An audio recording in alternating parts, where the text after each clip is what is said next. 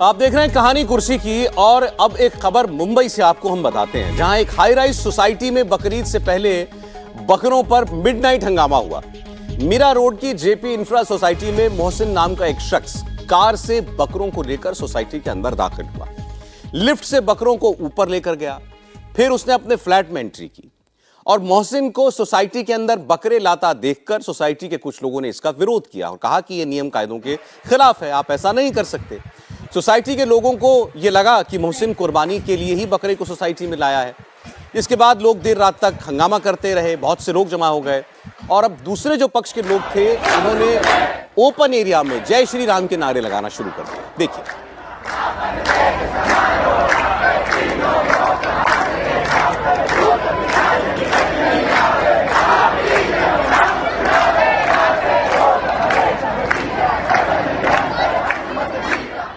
तो सोसाइटी में हंगामा हो रहा है। आप देखिए, हनुमान चालीसा का पाठ हो रहा है, जय श्री राम के नारे लगने लगे और उधर जो परिवार था, मुस्लिम परिवार था, मोहसिन की जो वाइफ हैं, उन्होंने सोसाइटी के 11 लोगों पर बदतमीजी का आरोप भी लगाया, केस भी दर्ज करा दिया। सुनिए लोगों की बात। तो मामला सिंपल सा है, हम एक ही चीज़ की बात कर रहे हैं। सारे सोसाइटीज़ मिलके ये तय कर चुकी है और परमिशन नहीं दिया है बकरा लाने का बिल्डिंग में। फिर भी उसके बावजूद बिना सबके अगेंस्ट जाकर, बिना पुलिस के परमिशन के, बिना बिल्डिंग के, सोसाइटी के परमिशन के, बाई लॉस को तोड़कर बिल्डिंग के अंदर बकरा लेकर आया गया है। हमारी सिर्फ इतनी ही रिक्वेस्ट है कि ये चीज़ आप बाहर निकालो और ख़त्म कर दो इस बात को, सिंपल एज दैट।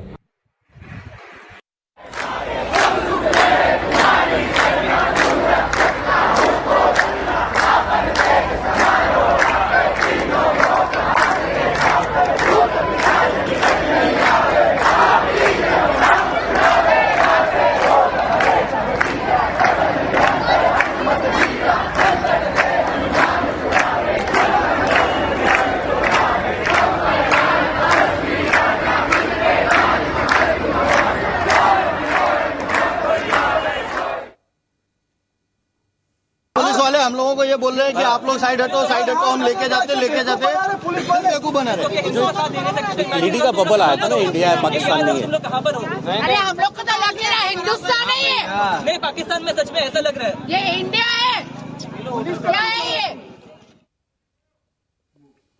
अब ये खबर आप देख रहे हैं, इसको लेकर के सवाल उठ रहा है कि भाई ये समाज में क्या हो रहा है। एक पक्ष ये कह रहा है कि भाई बकरीद है, घर के अंदर कोई बकरी लेकर के आया है, तो इसमें किसी और को हंगामा करने की क्या वजह। और आपने भी एक लेडी को उसमें बोलते हुए सुना कि ये भारत है, इंडिया है, पाकिस्तान नहीं है, तो इसमें पाकिस्तान वाली तोहमत लगाने वाली कौन सी बात थी। इसको लेकर के विरोध है। और सोसाइटी, कुछ कोई कह रहा है सोसाइटी के बाई लॉज हैं, उनके हिसाब से आप नहीं ला सकते। पुलिस ने स्पष्ट कर दिया है कि ये कानूनन कोई ऐसा झगड़ा नहीं है कि आप बकरा लेकर के गए, हंगामा हो गया। पुलिस वहां सिर्फ इसलिए गई थी क्योंकि लोग बाग इकट्ठा हो गए थे, लॉ एंड ऑर्डर की स्थिति खराब ना होती, इसीलिए पुलिस वहां पर थी, वरना और कोई कानूनी मामला इसमें नहीं बन रहा है। लेकिन यह सवाल उठ रहा है कि हम समाज के तौर पर देखें कि हमें क्या करने की जरूरत है कि क्या एक मुस्लिम परिवार अपने घर में बकरीद पर बकरा नहीं ला सकता। हर्षवर्धन जी। नहीं, देखिए, अब यूसीसी के तुरंत बाद ये खबर, और वैसे तो इसको इससे जोड़कर देखा जाएगा, जबकि यूसीसी जैसी चीज से इसका कोई लेना देना नहीं। पुलिस ने कह दिया कि ये कानून के मुताबिक कोई दिक्कत नहीं है, लेकिन एक होता है विशुद्ध रूप से कानून और एक होता है समाज में जिस सोसाइटी में आप रहते हैं कैसे व्यवहार करते हैं। अब जितनी हाई राइज सोसाइटी होती है, अपार्टमेंट होता है, उसका एक अपार्टमेंट ओनर्स एक्ट होता है। उसके लिहाज से बहुत सी ऐसी चीजें जो लोग तय करते हैं और सोसाइटी में हर कोई मानता है। अब अगर इतने लोग निकल कर ये कह रहे हैं, और मैं सचमुच, मेरे लिए बड़ा आश्चर्यजनक हो सकता है कि मैं एक ब्राह्मण परिवार से आता हूं, मुझे, मेरे घर में तो खैर अंडा भी नहीं खाते हैं, लेकिन अगर आपकी मान्यताएं भी हैं तो क्या सोसाइटी में इस तरह से बकरा लाकर काटना चाहिए? मतलब मैं सामान्य, क्योंकि ये कानून गलत नहीं है, इस बिल्कुल गलत नहीं है। और अगर इतने लोग आपका विरोध करने के लिए निकल कर आए, तभी आप कह देते कि हम इस सोसाइटी में रहते हैं, हम बिल्कुल यहां बकरा नहीं काटेंगे, कहीं और ले जाकर काटेंगे, क्योंकि ये उनकी मान्यता है, ये मुसलमानों की आस्था है कि उस दिन वो बकरा काटेंगे, उसको उनको काटने से कोई नहीं रोक सकता। लेकिन जिस समाज में आप रहते हैं, क्या उसकी आस्था, उसकी भावना का भी सम्मान करना चाहिए, नहीं करना चाहिए? आदमी की निजी आजादी, धार्मिक आजादी, वो कह देगा मैं आपके पार्क में तो बकरा नहीं काट रहा हूं, मैं तो अपने घर में बकरा काट रहा हूं साफ सफाई से। आपको क्या मतलब है? नहीं, बिल्कुल, मैं इसीलिए कह रहा हूं ना, कानूनन तो इसको कोई कुछ नहीं कह सकता है, लेकिन क्या ये, जब हम एक मॉडर्न सिविलाइज सोसाइटी की बात करते हैं, क्या उसमें ये होना चाहिए? मुझे तो लगता है कि इस पहलू से इसको देखना चाहिए। हर्षवर्धन जी, बहस ही ये है कि आप जो कह रहे हैं मॉडर्न सोसाइटी में ऐसा होना चाहिए, वो यही कह रहे हैं कि मॉडर्न समाज के अंदर तो उसको आजादी होनी चाहिए थी ये करने की। ये रिग्रेसिव सोसाइटी का लक्षण है कि आपने उसके विरोध में वहां पर हनुमान चालीसा पढ़ना शुरू कर दिया। जो भी आप समाज को पीछे ले जा रहे हैं, ये आरोप है जो लोग खड़े हुए उन पर। ये तो उल्टा हो गया ना। आप ये कह रहे हैं किसी को किसी बात से ऐतराज कब होता है? जब वो दिख रहा है कि वो जानबूझकर कुछ ऐसी हरकत हो रही है। आप किसी भी सोसाइटी, मतलब मेरे लिए आश्चर्य, मैं नहीं जानता हूं कि और सोसाइटीज में लोग इस तरह से बकरा लाकर काटते हैं नहीं काटते हैं। सोचने में अजीब लेकिन बात अगर ये आ रहा है नहीं देखते, इसीलिए अगर ये सामने आ रहा है तो सोसाइटी के तौर पर हमें कैसे व्यवहार करना चाहिए, हमें ये सोचना चाहिए। अगर हम वहां भी हिंदू मुसलमान की तरह सोचेंगे, वहां भी हम कम्युनल लाइंस पे सोचेंगे, तो फिर तो मुश्किल होगी। वो मुश्किल हमें टीवी पर भी दिख रही है। नहीं, तो सवाल वही है कि ये सामाजिक मुद्दा है, चलिए ठीक है, लेकिन इसको डील करने का तरीका क्या होना चाहिए था? डील करने का तरीका ये होना चाहिए था कि जैसे वो बकरा लेके आए थे, ये सही है कि कानूनन कोई उसमें प्रतिबंध नहीं है। अब भाई कुत्ता लेके जाते हैं लोग, कुत्ता भी बहुत सारे लोगों को कुत्ते से आपत्ति होती है। हमारे तो धर्मशास्त्रों में लिखा हुआ है कुत्ता छूने के बाद अपवित्र हो जाता है व्यक्ति। ये बाकायदा मान्यता रही है। हम तो बचपन में इसलिए हमारे यहाँ नहीं पाला जाता था, लेकिन अब पलता है कुत्ता। अब तो फ्लैट्स में कुत्ते पालते हैं लोग, कुत्ते काट भी लेते हैं, कई बार ऐसी घटनाएं भी आती हैं। लेकिन अब वो बकरा मान लीजिए लेके गए थे, तो सोसाइटी के जो जिम्मेदार लोग थे उनको उनसे संपर्क करना चाहिए था, पूछना चाहिए था कि बकरा आप यहाँ लाए हो, यहाँ काटोगे या कहीं ले जाके काटोगे। तो स्पष्ट करते अपनी स्थिति कि भाई नहीं, हम लेके आए, बाजार से खरीद के लाए हैं, और उसके बाद हम अपने बच्चों के साथ जाएंगे और ईदगाह या जहाँ भी काटने की जगह वहाँ काटेंगे। एक तरीका, आमतौर पर बकरा लोग घर में कम काटते हैं, जो कहीं एक जगह होती वहाँ काटने जाके, तो ये पूछ लेते तो शायद समस्या खत्म हो जाती। अब समस्या ये हो गई कि वो बकरा लेके आए, हल्ला मच गया, बकरा आ गया, बकरा आ गया, और बकरा काटा जाएगा, बकरा काटा जाएगा, और एक माहौल सरचार्ज हो गया, लोग इकट्ठा हो गए, हनुमान चालीसा का पाठ शुरू हो गया, और उसके बाद जो है हिंदू मुस्लिम और भारत पाकिस्तान शुरू हो गया। ये जो इस तरह से जो रिएक्शन हम लोगों होता को है ये बोल रहे सोसाइटी हैं कि का, आप लोग साइड हटो, ये जो रिएक्शन होता है सोसाइटी का, ये मुझे लगता है बहुत ही मतलब गलत है। और ये क्या अभी होना शुरू हुआ है?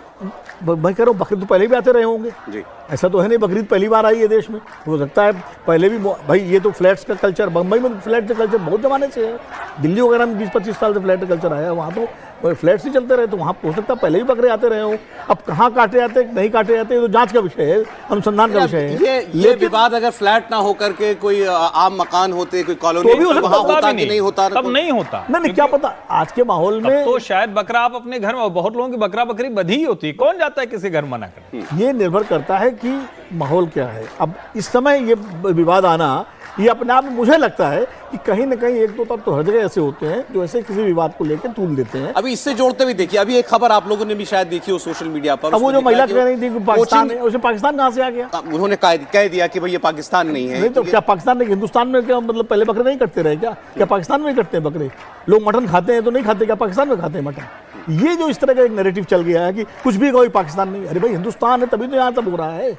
तभी तो यहाँ जो है कामाख्या में आप जाके देखिए कितने बकरे आपको मिलेंगे, आसाम में घूमते हुए बकरे वहाँ दिखाई पड़ेंगे, लोग चढ़ा जाते हैं बकरे, मान्यता मानते हैं वहाँ पर। नहीं वो ठीक है, हमारे यहाँ हिंदुस्तान में तो कई बार ऐसी रिसर्च हो चुकी है, पोल हो चुके हैं कि भारत 70-75 आबादी जो हमारी है वो नॉन वेजिटेरियन है, ईटिंग हैबिट है, फूड हैबिट्स है, इसका कोई धर्म से लेना देना थोड़ी है।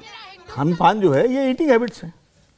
दूसरी बात मैं आपसे कह रहा था, आपने देखा होगा जैसे यहाँ पर अब ये तरीका मिल गया कि कहीं प्रोटेस्ट करना हो ऐसे किसी मामले में तो आप हनुमान चालीसा पढ़ने लग जाते हैं, कुछ लोग कुछ ना जय श्री राम के नारे लगाने लग जाते हैं। आपने देखा कोचिंग इंस्टीट्यूट के अंदर कुछ बच्चे जो है नमाज पढ़ रहे थे और उनके सामने और जो हिंदू बच्चे होंगे उन्होंने जय श्री राम का नारा लगाना शुरू कर दिया। अब वहां दोनों तरफ से सवाल पूछा जा रहा है कि भाई बच्चों कोचिंग इंस्टीट्यूट के अंदर नमाज पढ़ने के लिए जगह देने की क्या तुक है, और दूसरा ये कि बच्चों के मन में भी ये बात आ गई कि नमाज कोई पढ़ रहा है बच्चा सामने तुम्हारा साथी तो वो गलत कर रहा है। ये सोसाइटी के तौर पर एक समाज है, एक सवाल है, सोसाइटी के तौर पर ही ये बड़ा सवाल है। और मैं बार बार कह रहा हूं कि देखिए ये जैसे ही आप ये बात कहेंगे तो तुरंत उसको कम्युनल लाइंस पे देखेंगे, लेकिन मैं ये कह रहा हूं कि हम मूल रूप से क्या कहते हैं, संविधान का सम्मान करते हैं। उससे पहले हम कहते हैं कि एक दूसरे की भावना का सम्मान मनुष्य के तौर पर करें।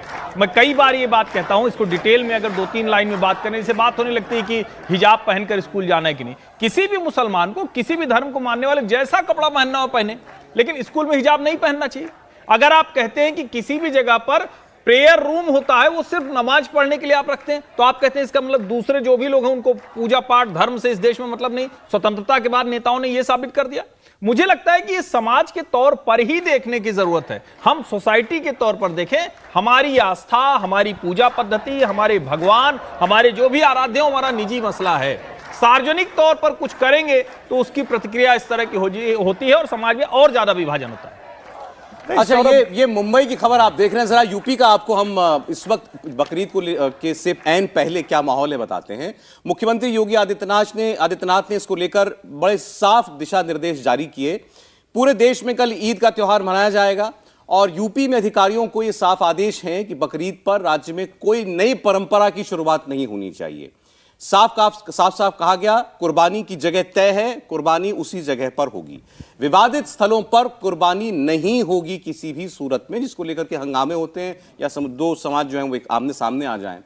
प्रतिबंधित पशुओं की कुर्बानी नहीं दी जानी चाहिए, बड़ा स्पष्ट है ये। इसमें गौवंश को लेकर बड़ा साफ साफ कहा गया है कि ईद पर गौवंश की कुर्बानी नहीं होगी। बकरीद की नमाज के दौरान ट्रैफिक पर असर नहीं पड़ना चाहिए। योगी आदित्यनाथ ने यह भी कहा है कि रमजान और ईद के दौरान इस व्यवस्था की पूरे देश में तारीफ हुई थी और इस बार भी बकरीद के दौरान ये कायम रखना, ये जिम्मेदारी प्रशासनिक पूरे अमले की है। तो ये सवाल तो देवेंद्र देखिए पूछा जाएगा हर बार। हमारे यहां जगह जगह भी, कर्नाटक में भी अलग किस्म का एक विवाद चल रहा है, वहां मंत्री के बयान ईद को लेकर कुछ आ रहे हैं। यूपी इतना बड़ा प्रदेश है, इतनी बड़ी आबादी, उसमें मुसलमानों की भी इतनी बड़ी आबादी और मुसलमानों का सबसे बड़ा त्योहार, लेकिन आप वहां से अब ऐसी कोई अप्रिय घटना की कभी खबर सुनते नहीं हैं। तो ये एक चेंज है और बड़ा वेलकम चेंज है जो हम यूपी में देख रहे हैं। बिल्कुल सौरभ, और इसमें योगी आदित्यनाथ को इस मामले में निश्चित तौर पर क्रेडिट देना चाहिए। और खासतौर पर अगर माहौल ख़राब हो तो ऐसा नहीं है कि उसमें किसी एक पक्ष को असर पड़ता है, उसमें दोनों ही पक्ष प्रभावित होते हैं। तो उस लिहाज से योगी आदित्यनाथ की हमेशा ये कोशिश रहती है। और पहले भी आपने देखा होगा कि बकरीद के अवसर पर 2-3 दिन पहले से ऐसे बयान आने शुरू हो जाते हैं। मुझे याद है पहली बार जब केशव मौर्य ने इस तरह का बयान दिया था तो यहाँ पर दिल्ली में उस बात को लेकर भी बहुत ज़्यादा हलचल हुई थी कि क्या इस तरह की बात कही जानी चाहिए थी एक डिप्टी सीएम के द्वारा।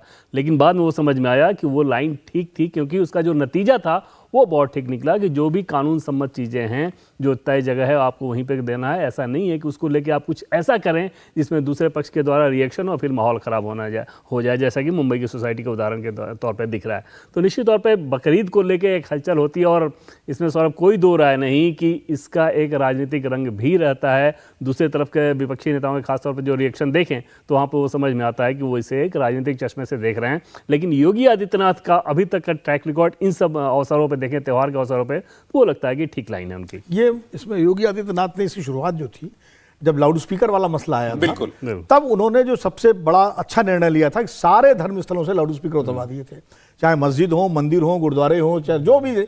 यहां से उनकी एक साख स्थापित हुई कि भाई वो एक तरफा नहीं, एक मुख्यमंत्री के रूप में उन्होंने एक कदम उठाया और जिसमें सबको एक कानून के तहत सबका उसका पालन करना पड़ा। यहीं से उनका, और ये जैसे बकरीद का बता रहे हैं, बिल्कुल सही है कि कोई नई परंपरा ना शुरू हो, जहां कुर्बानी पहले से दी जाती रही वहीं दी जाए, खुले में ना हो। ये नहीं कि आपने कहा साहब यहां हम देंगे। तो यही सब चीजें सख्ती से अगर सरकारें लागू करें, मतलब जो भी माइनॉरिटीज हो या मेजॉरिटी हो या जो भी धर्मावलंबी मतावलंबी लोग हैं, उनकी भावनाएं भी आहत ना हो, उनकी परंपराएं भी डिस्टर्ब ना हो और वो दूसरे पक्ष को कोई किसी तरह का डिस्टर्बेंस भी ना हो और किसी तरह की कोई नई परंपरा भी ना शुरू हो। यही सरकारों की जिम्मेदारी है। लेकिन कर्नाटक में जो हो रहा है उस पर आप क्या कहेंगे? वहां पर ऐसा लग रहा है कि कांग्रेस सरकार आने के बाद एक के बाद एक जो फैसले लिए जा रहे हैं, जैसे पहले जो कन्वर्जन, एंटी कन्वर्जन बिल था उसको उन्होंने पलट दिया, वापस ले लिया। उसके बाद अब ईद से पहले ये प्रियांक खड़गे, जो मल्लिकार्जुन खड़गे साहब के बेटे हैं, वहां मिनिस्टर हैं, उन्होंने ये कहा पुलिस के अधिकारियों के सामने कि कोई भी अगर शॉल ओढ़कर, बिना नाम लिए, मतलब गौरक्षक कोई दल आए तुम और कहने लगे कि हम फला संगठन से हैं और कुर्बानी रोकनी है, तो लात मार के जेल में डाल देना। तो वहां ये बहस चल रही है कि क्या वो गौवंश की कुर्बानी हो, इसको बढ़ावा देना चाहते हैं। जाहिर है दूसरा पक्ष तो उसको उसी तरीके से प्रेजेंट करेगा।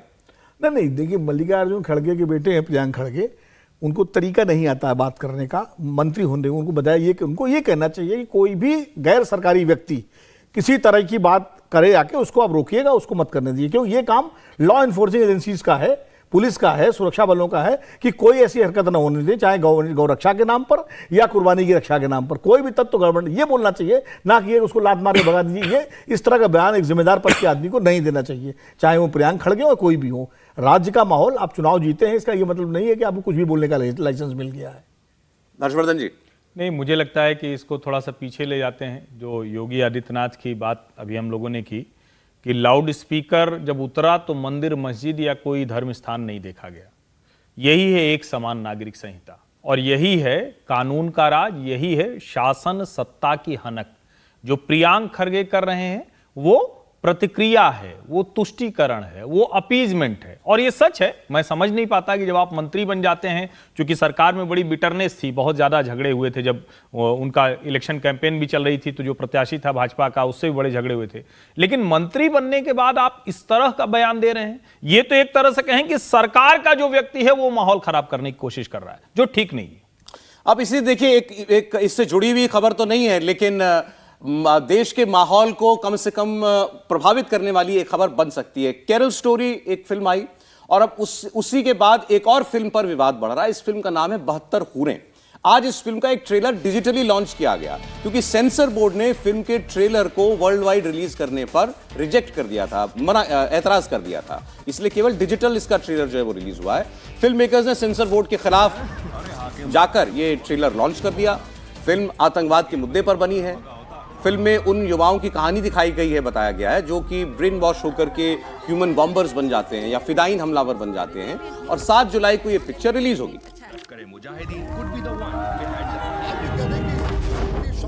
ये पोर्शन काट दीजिए, ये फ्रेम काट दीजिए, हमको सेंसर सर्टिफिकेट दे देंगे। भैया फिल्म वही है, विजुअल्स वही है, डायलॉग्स वही है, सब कुछ वही है, और आपने रिजेक्ट कर दिया। मैं आपको 2 विजुअल दिखाना चाहूंगा और आपको यकीन हो जाएगा। हमने स्पेशली वो आप लोगों के लिए लाया हुआ है।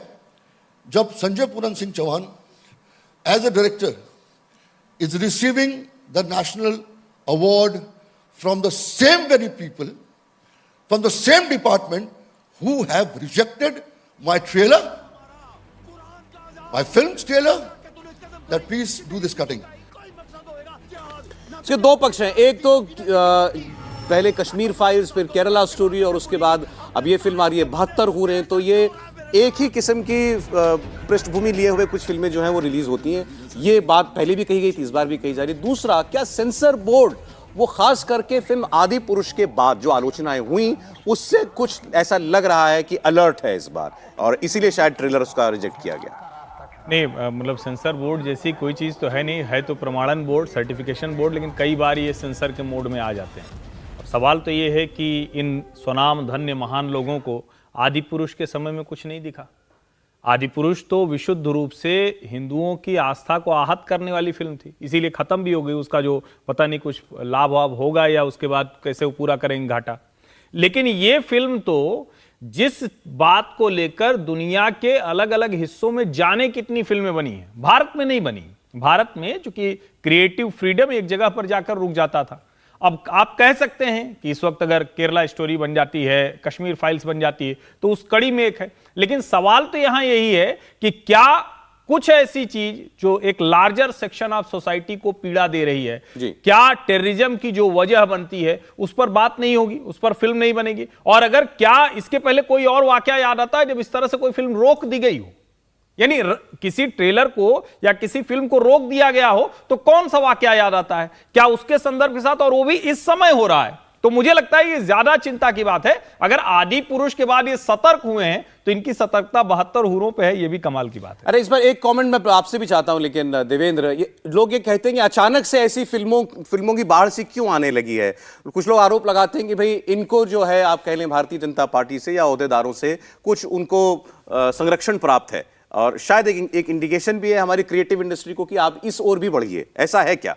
इसमें कोई दो राय नहीं सौरभ, इस बात से इनकार भी नहीं किया जा सकता कि उस विचारधारा के जो लोग हैं ऐसी चीज़ों को प्रमोट कर रहे हैं। और आपने कश्मीर फाइल पे देखा कि किस प्रकार से अगर बीजेपी के नेता बाकायदा कश्मीर फाइल को दिखाने के लिए अगर अभियान चला रहे थे तो उसे समझा जा सकता है। लेकिन क्या इस पर ऐतराज़ होना चाहिए, इसमें ऐतराज़ का कोई कारण होना चाहिए, उसकी दूर दूर तक कोई संभावना नज़र नहीं आएगी। अगर आप कोई दूसरा पक्ष सामने रखना चाहते हैं, जैसे 72 हूरों की ही बात कर लें, कई सारे टेररिस्ट से जब इंटरोगेशन हुआ था तो ये सारी चीज़ें तो आती ही रही हैं ना पहले, कि उनको इस तरह की चीज़ें दिखाई जाती हैं। जैसे कसाब ही जब यहाँ पे आया था तो कसाब ने बताया ना कि उसको क्या मिलने वाला है। और बहुत सारे आर्मी के लोगों से सौरभ जब हमारी बातचीत होती है तो उसमें से कुछ उदाहरण ऐसे मिले जब वो बता रहे थे कि जिन टेररिस्ट का इनकाउंटर किया जाना था उसके पहले जब उससे पूछा गया कि अब बताओ, अब तो तुम खत्म हो जाओगे, कहाँ गया तुम्हारा जिहाद, तो उसने इसी तरह के जन्नत का हवाला दिया और बताया कि उसको कोई चिंता नहीं है, कोई फिक्र नहीं है। तो ऐसी चीज़ें तो होती ही रही हैं, और उस पर अगर कोई फिल्म बनती है और फिल्म में शुरू में आप उसे हरी झंडी दे दें, फिर अचानक ब्रेक लगा दें, तो जो मेकर्स हैं उनका गुस्सा होना स्वाभाविक है। इस तरह के विवाद लेकिन ऐसी फिल्मों को एक तरह से टॉनिक देने का काम भी करते हैं। सौरभ, चलिए विरोध जी, मेरे पास समय बिल्कुल नहीं है जी। देखिए, इस तरह की फिल्म अब मैंने देखी नहीं फिल्म, और ना उसका वो ट्रेलर देखा क्या है, लेकिन मैं पहले भी जिक्र कर चुका हूँ, पाकिस्तान में एक फिल्म बनी थी खुदा के लिए जी, और वो बड़ी ज़बरदस्त फिल्म थी। उसमें यही सब दिखाया गया था कि कैसे नौजवानों को जो है जन्नत का लालच दे करके, हूरों का लालच दे करके, और कैसे उनको तालिबान में शामिल किया जाता है, कैसे फिदाइन बनाया जाता है, आतंकवादी बनाया जाता है, और अच्छे अच्छे घरों के लड़कों को। और वो फिल्म पाकिस्तान में बैन हुई, बाद में पूरी दुनिया में देखी गई। तो मुझे लगता है अगर रैशनैलिटी के साथ, तर्क के साथ इस तरह की फिल्में बनती हैं तो बननी चाहिए, ताकि नौजवान कम से कम भटके तो नहीं उस रास्ते से जी। उनको समझ में तो आए कि उनको किस तरह से, अगर कोई नौजवानों को भटकाने की कोशिश करे इस तरह की ताकतें, तो उनको थोड़ा सा समझ में आना चाहिए। लेकिन इतना जरूर है, फिल्म निर्माताओं को यह ध्यान रखना चाहिए किसी तरह का उसमें एक खास किसी समुदाय के खिलाफ कोई वातावरण न बने। इंडिया टीवी हर वक्त हर जगह डाउनलोड करने के लिए सर्च करें India TV news Google play store या ऐप स्टोर पर।